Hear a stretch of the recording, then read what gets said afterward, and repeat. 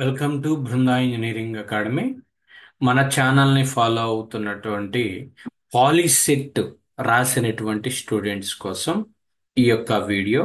అంటే చాలా మందికి పాలిసెట్ కౌన్సిలింగ్ ఎప్పుడు జరుగుతుంది అనేటువంటి డౌట్ ఉంది.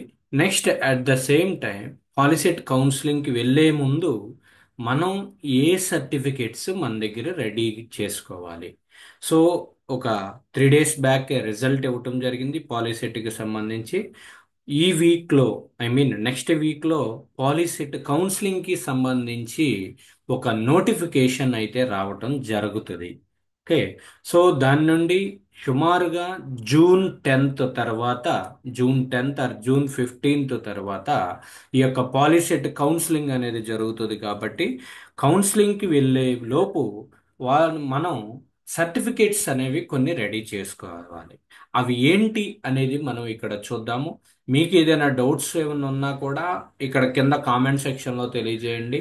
Next at the same time మీకు కౌన్సిలింగ్లో ఫ్రీగా గైడెన్స్ ఇవ్వటం కోసం, అంటే ఏ బ్రాంచ్ తీసుకోవాలి, ఆప్షన్స్ ఎలా పెట్టాలి, ఏ కాలేజ్ ఎలా ఉంటుంది అనేటువంటి గైడెన్స్ మీకు ఇవ్వటం కోసం మేము ఒక వాట్సాప్ గ్రూప్ అనేది రన్ చేయడం జరుగుతుంది మా యొక్క ఇన్స్టిట్యూట్ తరపున. ఓకే. ఈ డిస్క్రిప్షన్లో ఆ యొక్క వాట్సాప్ గ్రూప్ అనేది పెట్టడం జరిగింది. ఆ డిస్క్రిప్షన్లో ఉన్నటువంటి వాట్సాప్ గ్రూప్లో జాయిన్ అయితే మీ యొక్క డౌట్స్ అన్నీ కూడా క్లారిఫై చేస్తాం. సో ఇక్కడ కమింగ్ టు ద వీడియో, ఇక్కడ ఫస్ట్ మీరు ఒరిజినల్ సర్టిఫికేట్స్ ఒక సెట్ అంతా పెట్టుకోండి. ఏమేంటి అంటే ప్రాసెసింగ్ ఫీ పేమెంట్ రిసిప్ట్. ఇది యాక్చువల్గా కౌన్సిలింగ్ నోటిఫికేషన్ ఇచ్చిన తర్వాత మనం ప్రాసెసింగ్ ఫీజు అనేది పే చేయాలి. సుమారుగా రూ. 600 వరకు ఉంటుంది.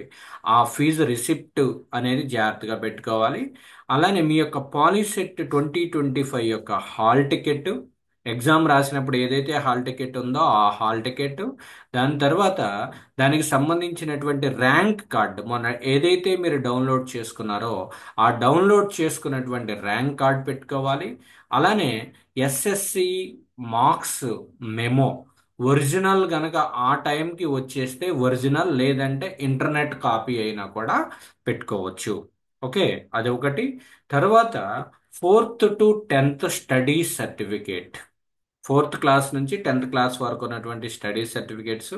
ఇన్ కేస్ అవి లేకపోతే గనక residence certificate from last 7 years, 7 years ఒకే ఊర్లో ఉంటున్నది కానీ మీ యొక్క రెసిడెన్స్ సర్టిఫికేట్ అనేది తీసుకోవాలి.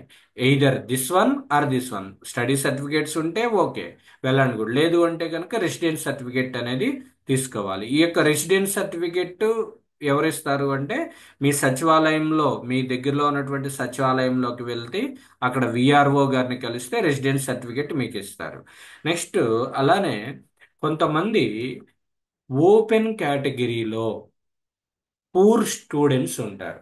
వాళ్ళకి ఈడబ్ల్యూఎస్ కోటా అనేది అప్లికబుల్ అవుతుంది. అంటే 10% సీట్స్ ఈడబ్ల్యూఎస్ కోటాలో ఉంటాయి అన్నమాట. సో ఆ ఈడబ్ల్యూఎస్ కోటాలో ఉన్నటువంటి సీట్స్ మనం పొందాలి అంటే కంపల్సరిగా ఈడబ్ల్యూఎస్ సర్టిఫికెట్ అనేది మన దగ్గర ఉండాలి. ఎకనామికల్లీ వీకర్ సెక్షన్ సర్టిఫికెట్ అనేది ఇస్తారనమాట. ఇది ఓపెన్ కేటగిరీకి రిజర్వేషన్ ఉన్నది కాబట్టి ఈడబ్ల్యూఎస్ కోటాలో రిజర్వేషన్ అనేది ఉంటుంది అనమాట. ఈ ఈడబ్ల్యూఎస్ కోటాలో 10% సీట్స్ అనేవి ఉంటాయి. అంటే ప్రతి ఒక్క 100 సీట్స్లో 10 సీట్స్ మీకు ఈడబ్ల్యూఎస్ ఓన్లీ ఓపెన్ కేటగిరీలో ఉన్నటువంటి పూర్ స్టూడెంట్స్కి ఇవ్వడం జరుగుతుంది. సో కంపల్సరీగా ఈడబ్ల్యూఎస్ సర్టిఫికేట్ అప్లై చేసుకుని పెట్టుకోండి ఓసీలో ఉన్నటువంటి స్టూడెంట్స్. అలానే అందరూ కూడా ఎవరైతే ఫీజు రియంబర్స్మెంట్ కావాలి అనుకుంటున్నారో, ఓకే, ఫీజు అనేది కట్టకుండా చదవాలి అనుకుంటున్నారో వారు ఇన్కమ్ సర్టిఫికేట్ తీసుకోవాలి. అలానే క్యాస్ట్ సర్టిఫికేట్ తీసుకోవాలి. ఓసీ అయితే క్యాస్ట్ సర్టిఫికేట్ అవసరం లేదు. ఎస్సీ, ఎస్టీ, బీసీ అయితే క్యాస్ట్ సర్టిఫికేట్ కంపల్సరీగా కావాలి. ఓకే. నెక్స్ట్ ఇవన్నీ ఎక్కడిస్తారు? EWS certificate, income certificate, caste certificate, అలానే ఇక్కడ చూసినటువంటి రెసిడెన్స్ సర్టిఫికేట్, ఇవన్నీ కూడా ఏంటి అంటే మీ సచివాలయంలో విఆర్ఓ గారి దగ్గర మీరు తీసుకోవచ్చు. ఓకే. అది ఒకటి. తర్వాత ట్రాన్స్ఫర్ సర్టిఫికేట్, మీ యొక్క స్కూల్ నుంచి మీ 10th క్లాస్ కంప్లీట్ అయిపోయిన తర్వాత స్కూల్లో టీసీ ఇస్తారు కదా, ఆ టీసీ.